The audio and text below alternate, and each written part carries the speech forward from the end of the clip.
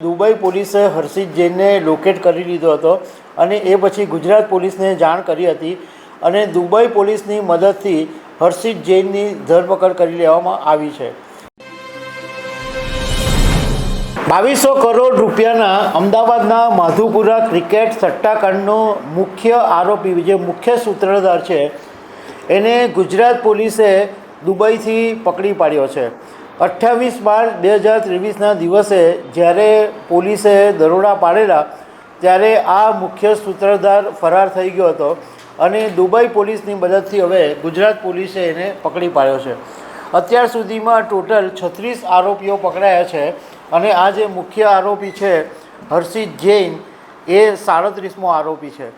તો આના વિશે હું વાત કરીશ। મારું નામ રાજેશ શાહ છે અને તમે જોઈ રહ્યા છો ગુજરાતના સૌથી મોટા ડિજિટલ ન્યૂઝ પ્લેટફોર્મ ખબરછે.com। ગુજરાતના અમદાવાદની અંદર 28 માર્ચ 2023ના દિવસે જ્યારે પોલીસે દરોડા પાડેલા ત્યારે સૌથી મોટું ક્રિકેટનું સટ્ટાકાંડ ગુજરાતમાંથી પકડાયું અને 2200 કરોડ રૂપિયા કરતાં પણ વધારેનો સટ્ટો રમાયો હતો એવું પોલીસે કીધું હતું અને એ વખતે પોલીસે 538 ડેબિટ કાર્ડ, 14 PSO મશીન, 193 જેટલા સિમ કાર્ડ અને 83 કંપનીઓના સિક્કા આ બધા સહિત ઘણી બધી વસ્તુઓ પોલીસે તે વખતે જપ્ત કરી હતી। પરંતુ આ જે ક્રિકેટ સટ્ટો ચલાવતો હતો મહાવીર એન્ટરપ્રાઇઝના નામે હર્ષિત જૈન એ તે વખતે ફરાર થઈ ગયો હતો અને પોલીસે એની સામે લુકઆઉટ સર્ક્યુલર અને રેડ કોર્નર નોટિસ પણ કાઢી હતી। દુબઈ પોલીસ આમાં મદદે આવી છે અને દુબઈ પોલીસે હર્ષિત જૈનને લોકેટ કરી લીધો હતો અને એ પછી ગુજરાત પોલીસને જાણ કરી હતી અને દુબઈ પોલીસની મદદથી હર્ષિત જૈનની ધરપકડ કરી લેવામાં આવી છે। આ જે સટોડિયાઓ ક્રિકેટ પર સટ્ટો રમતા હતા એમનું આખું જે નેટવર્ક હતું એ નેટવર્કનો જે મુખ્ય ઓપરેટર હતો એ દીપક ઠક્કર હતો। એ પછી એની નીચે એક સુપર આઈડી એટલે જે અમુક કેટલીક સ્પેસિફાઈડ વ્યક્તિઓને આપવામાં આવતી હતી।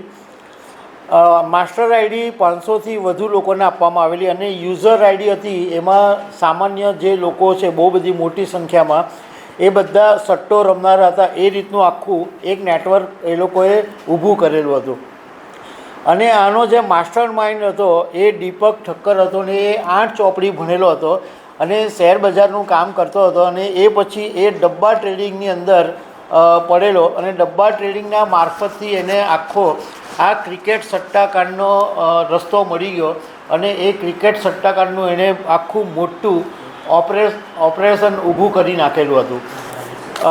દીપક ઠક્કર સહિત 36 આરોપીઓ પોલીસ અત્યાર સુધી પકડી લીધેલા અને હવે આ જે મુખ્ય સૂત્રધાર છે હર્ષિત જૈન એ 37મો આરોપી છે।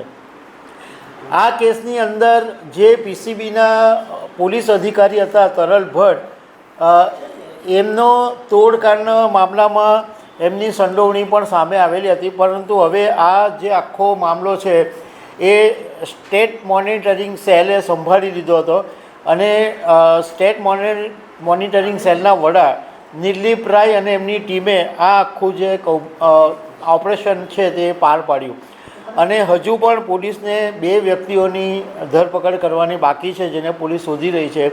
એક સૌરભ અને એક અમિત મજીઠિયા આ પકડાશે એટલે આખા કૌભાંડના જેટલા બી માથાઓ છે એ બધા પોલીસના હાથમાં આવી જશે। તો દર્શક મિત્રો આવી અનેક વાતો સાથે અમે તમને મળતા રહીશું। Thank you very much.